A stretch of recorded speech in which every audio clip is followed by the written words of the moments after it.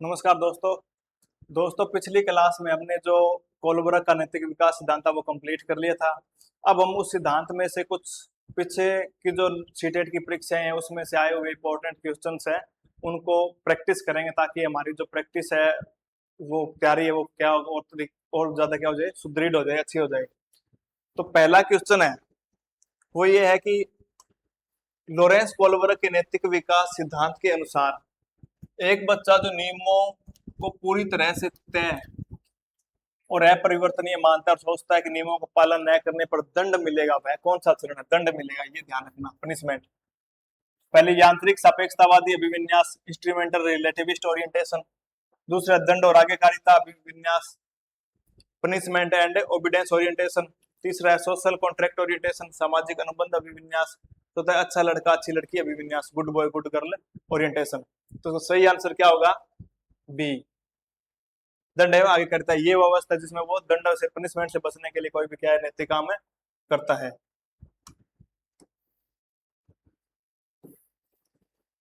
ठीक है, next question क्या है? 7 वर्षीय आरव कहता है यदि तुम मुझे अपनी चॉकलेट दोगे तो मैं तुम्हें अपना खिलौना दूंगा। कि तुम मुझे अपनी चॉकलेट दोगे तो मैं तुम्हें अपना क्या दूंगा? खिलौना दूंगा। कोलबर्ग के अनुसार आरव नैतिक विकास किस चरण में है? ये मैंने आपको बताया था। पहला कानून और व्यवस्था अभिविन्यास, लॉ एंड ऑर्डर ओरिएंटेशन। सार्वभौमिक नैतिक सिद्धांत अभिविन्यास, यूनिवर्सल एथिकल प्रिंसिपल ओरिएंटेशन। तीसरा यांत्रिक सापेक्षतावादी अभिविन्यास, जैसे को तैसा। चौथा है सामाजिक व्यवस्था बनाए रखने का अभिविन्यास। तो इसमें सही आंसर क्या होगा? सही होगा यांत्रिक सापेक्षतावादी अभिविन्यास। ये वो स्तर है जिसमें बच्चा क्या करता है, जैसे को तैसा, कि तुम मेरे साथ अगर अच्छा करोगे तो मैं तुम्हारे साथ अच्छा करूंगा, अगर तुम मुझे एक थप्पड़ मारोगे तो मैं बदले में क्या तुम्हें थप्पड़ मारूंगा। जैसे सामने वाला व्यवहार करता है ये वैसा कर देता है उसके साथ। पूजा मानती है कि उसे अपनी कक्षा में नियमों का पालन करना चाहिए ताकि उसके शिक्षक और सहपाठी उसे एक सदुनी और अच्छी छात्रा समझे। कोलबर्ग किस सिद्धांत पर अच्छी छात्रा समझे? पहले पूर्व पारंपरिक स्तर प्री कन्वेंशनल, दूसरा कन्वेंशनल लेवल पारंपरिक स्तर, तीसरा उत्तर पारंपरिक स्तर पोस्ट कन्वेंशनल लेवल, औपचारिक पारंपरिक स्तर फॉर्मल कन्वेंशनल लेवल। तो बताओ इसमें से कौन सा है जिसमें वो कहता है कि गुड बॉय गुड गर्ल? कौन सी स्टेज में था गुड बॉय गुड गर्ल? दूसरा कन्वेंशनल लेवल में। किसमें था? कन्वेंशनल लेवल में।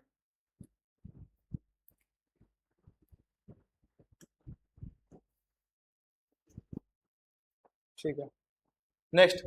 कैरोल गिल्लिगन ने लॉरेंस कोलबर्ग के नैतिक विकास सिद्धांत की मुख्य रूप से किस आधार पर आलोचना की है?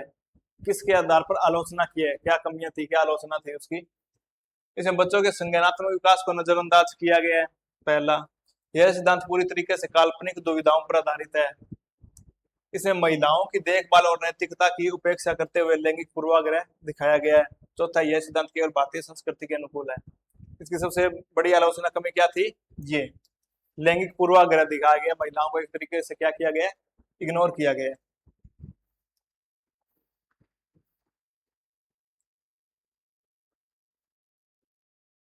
पांचवा, एक नागरिक अपनी सरकार को टैक्स देने से मना कर देता है क्योंकि उसका मानना है कि सरकार भ्रष्ट है और उन पैसों का उपयोग विनाशकारी हथियारों को बनाने में कर रही है। यह कोलबर्ग के किस चरण को प्रदर्शित करता है?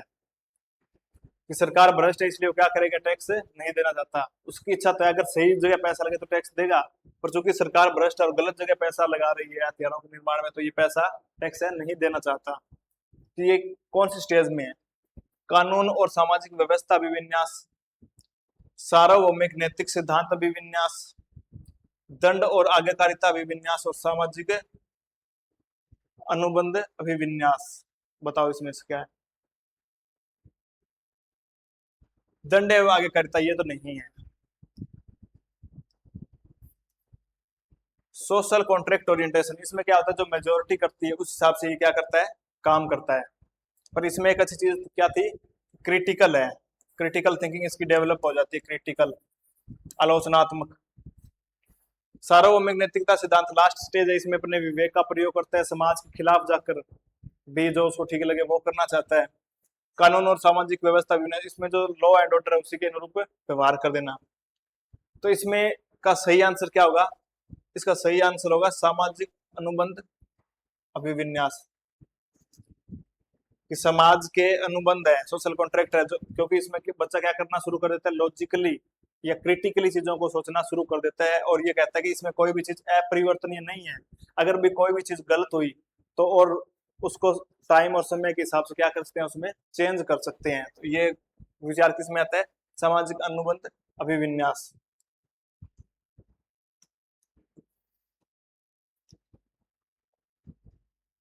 नेक्स्ट है, कोलब्रक के अनुसार पारंपरिक स्तर कन्वेंशनल लेवल की मुख्य विशेषताएं क्या है। पारंपरिक स्तर कन्वेंशनल लेवल की नैतिकता पूरी तरह से आंतरिक होती है, नैतिकता बाहरी दंडों और पुरस्कारों द्वारा निर्धारित होती है, व्यक्ति समाज के नियमों, अपेक्षाओं और कानूनों को स्वीकार करता है तथा उन्हें बनाए रखना कर्तव्य समझता है, बच्चा केवल अपनी शारीरिक आवश्यकताओं को पूरा करने के बारे में सोचता है। जो कन्वेंशनल लेवल सेकंड स्टेज, कौन स्टेज है ये, सेकंड स्टेज, तो इसमें क्या होगा आंसर, ये ऑप्शन सी।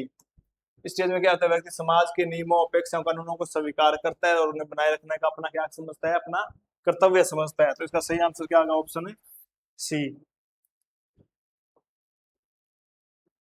नेक्स्ट है कि नियम और कानून समाज के कल्याण के लिए यदि वे किसी व्यक्ति के बुनियादी अधिकारों या जीवन को नुकसान पहुंचाते तो उन्हें लोकतांत्रिक तरीके से बदलना जाना चाहिए। यह सोच कोलब्रक के किस चरण के अंतर्गत आती है, कि अगर उसमें कुछ गलत है तो उसको हम चेंज कर सकते हैं। सामाजिक अनुबंध अभिविन्यास, सोशल कॉन्ट्रैक्ट ओरिएंटेशन, कानून और व्यवस्था अभिविन्यास, लॉ एंड ऑर्डर ओरिएंटेशन, अच्छा लड़का अच्छी लड़की अभिविन्यास, और ये क्या है, पूर्व पारंपरिक स्तर परिकन्वेंशनल लेवल। तो क्रिटिकल कब सोचना शुरू कर देता है बच्चा, तीसरी स्टेज पर जाके, मतलब सेकंड लेवल में, और सेकंड लेवल की जो लास्ट स्टेज होती है उसमें social contract orientation, fifth stage 5 है ना इसके अंदर। इसमें क्या करेगा बच्चा, बच्चा ये कहेगा कि समाज है, इसमें क्या लॉ एंड ऑर्डर है उसी के अनुरूप कार्य कर देना, इसमें तारीफ करना चाहेगा, और पूर्व पारंपरिक स्तर जो सबसे पहला स्टेज है कि दंड एवं आगे कारिता हुआ है, तो उस हिसाब से देखे तो आंसर भी बच भी यही ऑप्शन गया। और इसमें क्या होता है, सोशल कॉन्ट्रैक्ट ओरिएंटेशन में बच्चा क्या है, आलोचनात्मक चिंतन उसका क्या हो जाता है, शुरू हो जाता है, अगर कोई चीज गलत है तो उसको भी बदलना चाहिए, अपरिवर्तनीय नहीं है, ये हमने पढ़ा था उसमें चीज थी। तो इसका आंसर क्या होगा, पहला।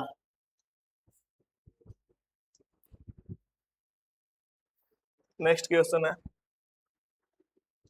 शिक्षक कक्षा में कहता है यदि कोई छात्र गृह कार्य करके नहीं लाएगा तो कक्षा का अनुशासन भंग होगा और कोई भी सीख नहीं पाएगा।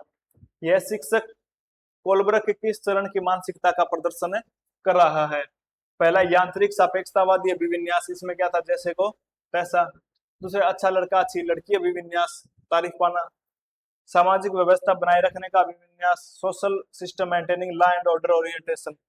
चौथा दंड और आज्ञाकारिता अभिविन्यास। इसका सही आंसर क्या होगा, ये सामाजिक व्यवस्था बनाए रखने का अभिन्यास, क्योंकि अगर सारे सही काम करें तो ये जो लॉ एंड ऑर्डर है व्यवस्था वो बनी रहेगी, तो व्यवस्था क्या हो जाएगी, पूरी तरीके से भंग हो जाएगी, सोशल सिस्टम वो क्या हो जाएगा, गड़बड़ा जाएगा।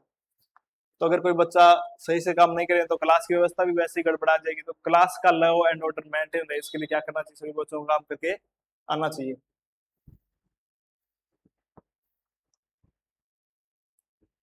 प्रश्न नंबर 9, कोलब्रक के नैतिक विकास सिद्धांत की एक प्रमुख सीमा या आलोचना क्या थी, या आलोचना है।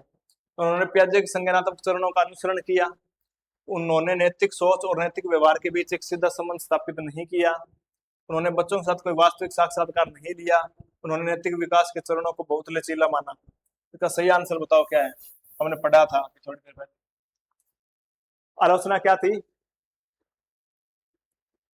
इसका सही आंसर है ये, उन्होंने नैतिक सोच और नैतिक व्यवहार के बीच सीधा संबंध स्थापित नहीं किया। एक होती है नैतिक सोच और एक होती है नैतिक व्यवहार। नैतिक सोच क्या होगी, जैसे कोई आदमी सोच ले कि जिंदगी भर मैं ईमानदार रहूंगा, मुझे ईमानदार इस जीवन जीना, या मैं सच की राह पर चलूंगा, एक शब्द भी झूठ नहीं बोलूंगा। पर कई बार फिर सिचुएशन ऐसी आ गई कि किसी का भला करने के लिए उसका झूठ बोलना क्या है, जरूरी है, और अगर उसने सच बोल दिया तो बहुत नुकसान हो जाएगा सामने वाले का। ठीक है, तो जब ऐसी व्यवस्था आती है तो वहां झूठ बोलना भी पड़ जाता है। तो नैतिक सोच अपनी जगह है कि झूठ नहीं बोलना, पर जो प्रैक्टिकल लाइफ है उसमें बहुत बार क्या होता है, झूठ बोलना पड़ता है, भले ही व्यक्तिगत स्वार्थ न हो, कई बार दूसरे के हित के लिए भी झूठ बोलना जरूरी हो जाता है। तो नैतिक सोच और नैतिक व्यवहार में क्या है, डिफरेंस है। इनके बीच जो सीधा संबंध स्थापित है नहीं किया कि व्यवहार क्या होगा और सोच क्या होगी। ठीक है।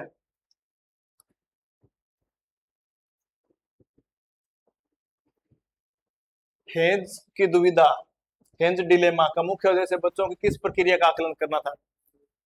बच्चों की याद रखने की क्षमता, दूसरे बच्चों का नैतिक तर्क, तीसरे बच्चों का सामाजिक कौशल, चौथे बच्चों का संज्ञानात्मक विकास। तो ये तो हमने पढ़ा है कि कोलबर का जो नैतिक विकास सिद्धांत है इसी में था, और नैतिक तर्क करना ही पूछी थी इसमें। ठीक है, सिंपल सा है। निम्नलिखित में से कौन सा कोलबर्ग के नैतिक विकास के उत्तर पारंपरिक स्तर, पोस्ट कन्वेंशनल लेवल की विशेषता? उत्तर पारंपरिक स्तर, ध्यान रखना, लास्ट स्टेज है।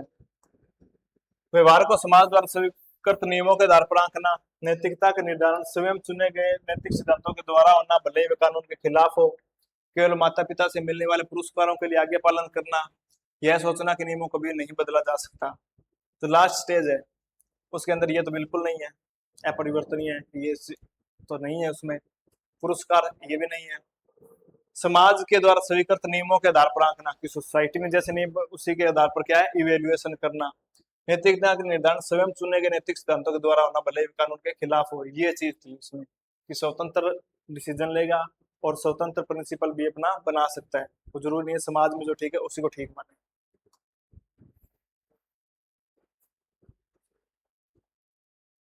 नेक्स्ट है, मुझे चोरी नहीं करनी चाहिए क्योंकि यदि मैं पकड़ा गया तो मुझे जेल हो जाएगी और समाज में बदनामी होगी। इस कथन से क्रमशः कोलबर के किन दो चरणों की झलक दिखती है? चोरी नहीं करनी चाहिए क्योंकि क्या होगी, बदनामी होगी। सामाजिक अनुबंध और सार्वभौमिक सिद्धांत। ऑप्शन बी दंड आज्ञाकारिता, अच्छा लड़का अच्छी लड़की, अभिविन्यास, यांत्रिक सापेक्षतावादी और कानून व्यवस्था। यह केवल चरण 6 को दर्शाता है। इसका सही आंसर क्या होगा? इसका सही आंसर होगा ये दंड आज्ञाकारिता, क्योंकि दंड मिलेगा चोरी करेगा तो। और दूसरा अच्छा लड़की अच्छी लड़की अभिविन्यास। इसमें बच्चा क्या है, सिर्फ तारीफ पाना चाहता है इंसान। स्टेज का बच्चा कभी भी ये नहीं चाहेगा कि मेरा तिरस्कार हो। तो ये अगर चोरी करेगा तो तिरस्कार भी होगा, दंड भी है और तिरस्कार भी न हो। तो ये चीज क्या होगी, ऑप्शन है बी इसका सही आंसर हो गया।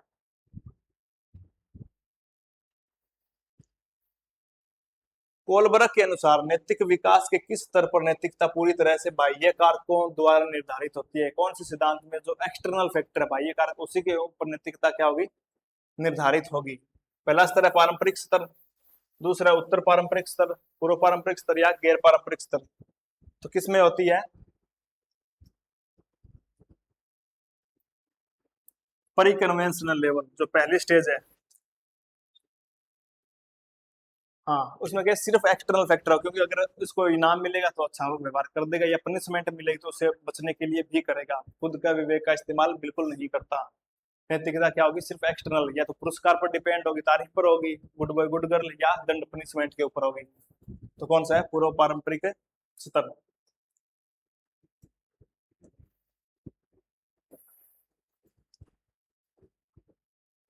नेक्स्ट है, कोलबर्ग के सिद्धांत में किस चरण को परस्पर एक रूप अभिविन्यास, एक रूप है अभिविन्यास,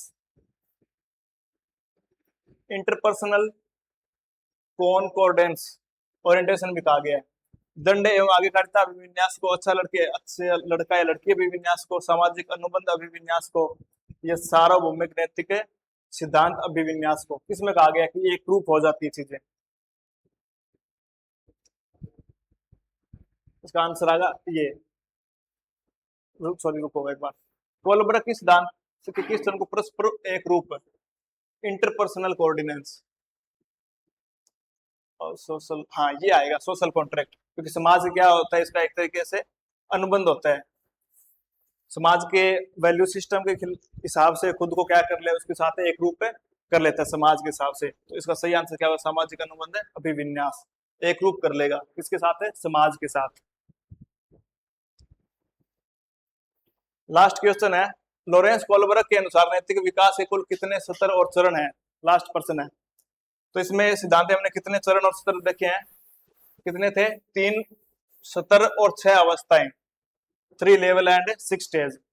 तो इसका आंसर क्या होगा, इसका आंसर होगा बी, 3 स्तर और 6 स्तर। तो नैतिक कोलबर्ग का जो नैतिक विकास सिद्धांत है, इसकी आज हमने क्या कर ली, प्रैक्टिस कर ली। तो उम्मीद करता हूँ कि आपके ये तैयारी को और अच्छा और बेहतर बनाएगी। बहुत बहुत धन्यवाद।